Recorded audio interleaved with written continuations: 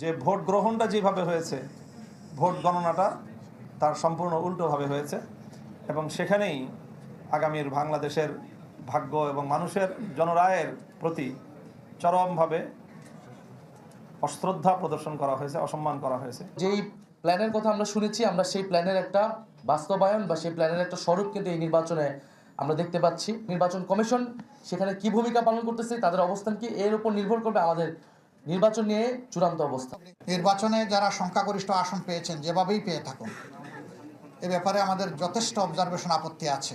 কালকে নির্বাচনী সম্প্রচার যখন হয়, ফলাফল হঠাৎ করে বন্ধ, 2 ঘন্টা 4 ঘন্টা লাপাত্তা। এগিয়ে আসেন তিনি হাজার হাজার ভোটে, শেষের দিকে গিয়ে তিনি ফেল, নাই, তাকে খুঁজে পাওয়া যাচ্ছে না। বিভিন্ন জায়গায় রেজাল্ট শিটের উপর কষামজা করা হয়েছে, পরিবর্তন করা হয়েছে। পাটোয়ারির আসনের ব্যাপার আপনারা সবাই জানেন। সেন্টার দখল করে একজন নেতার আপনজনের নেতৃত্বে সেখানে যা হয়েছে তার সাক্ষী এই দেশবাসী, বিশ্ববাসী আপনারা। নির্বাচন কমিশনকে আমরা অনুরোধ জানাবো, আরপিও যেটা খাবার করে না, এরকম যারাই নির্বাচিত হয়েছেন তাদেরকে মেহরবানি করে তাদের ফলাফল স্থগিত রেখে এই ব্যাপারে আগে সুরাহা করুন। কোনো জায়গায় ফেসিবাদীদেরকে ঘোষণা দিয়ে এখন পুনর্বাসন করা হচ্ছে। 24-এর আকাঙ্ক্ষার সাথে যে কেউ অপমানজনক আচরণ করবেন, জাতি তাদেরকে ক্ষমা করবে না, বিশেষ করে যুব সমাজ তাদেরকে ক্ষমা করবে না।